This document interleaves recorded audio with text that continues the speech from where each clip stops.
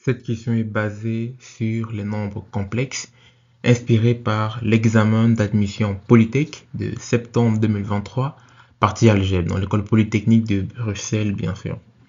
Donc, pour cette question, je dois déterminer alpha, qui est un nombre complexe, pour que cette équation du second degré à coefficient complexe avec une variable complexe admet deux solutions qui sont complexes conjuguées. Donc ici, j'ai une information clé qui est que mes solutions sont des complexes conjugués.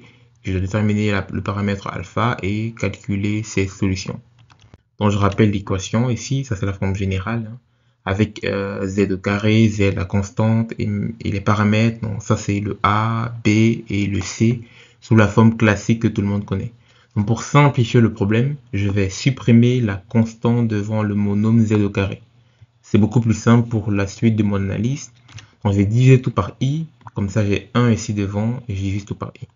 Donc je sais que 1 sur i, c'est moins i, parce que quand tu as 1 sur i, tu peux faire 1 sur i fois i sur i, comme ça.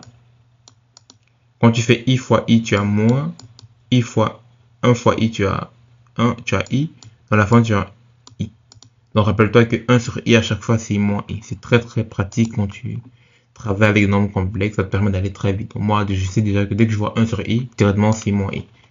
Ça te permet d'aller très très vite. Donc, un peu comme i fois i, ça fait moins 1, un truc comme ça.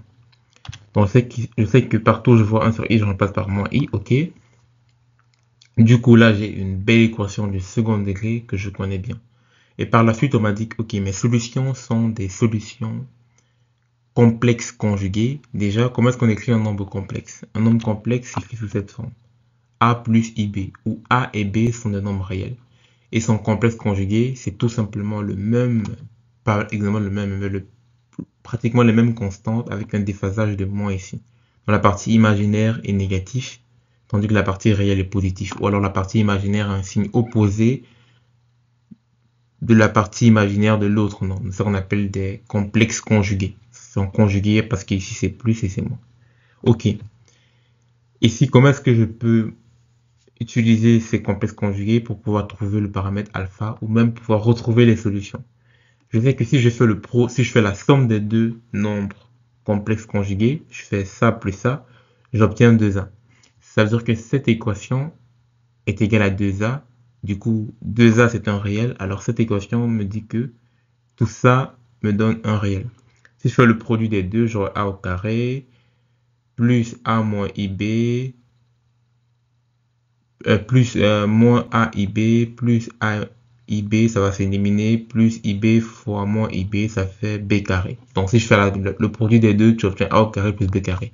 En d'autres termes, tu obtiens le module au carré. Donc quand tu multiplies deux complexes conjugués, tu obtiens leur module au carré. Et quand tu additionnes les deux, tu obtiens deux fois la partie réelle. Propriété très très très importante, je te conseille de noter ça. C'est très très important. Ça revient très souvent. Donc note ça rapidement.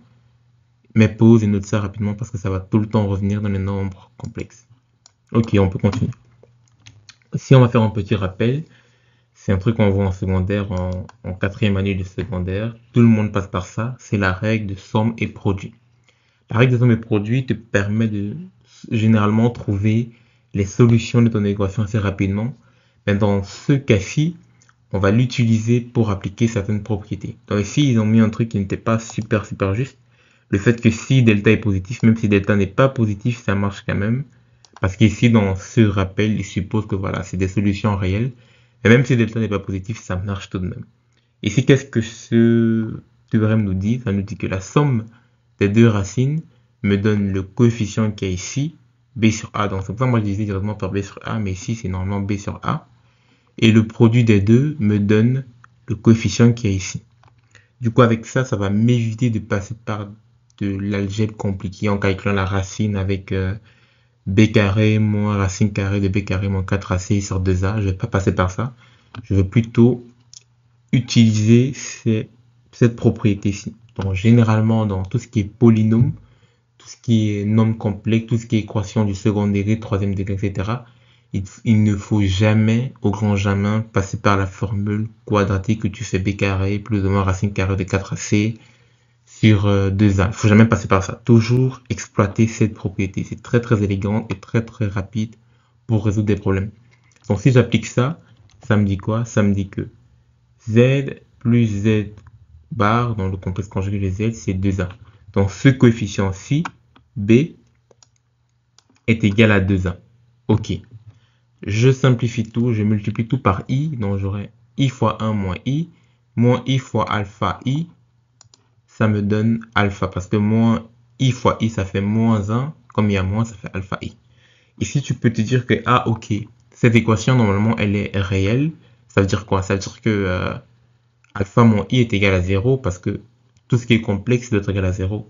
Mais non, parce que je sais que alpha est un nombre complexe. Donc alpha aussi s'écrit sous la forme de U plus IV, où U c'est un nombre réel et V c'est un nombre réel. Ça, c'est un nombre complexe. Alpha n'est pas imaginaire pur ou réel pur, mais plutôt en complexe. Et c'est comme ça qu'on écrit en complexe. U plus IV. Un peu comme le Z que j'ai mis ici. Donc, ça veut dire quoi? Ça veut dire que la partie réelle, qui est juste U, est égale à 2A. Et la partie imaginaire, V moins 1, doit être égale à 0. Ça veut dire que V est égal à 1 et que U est égal à 2A.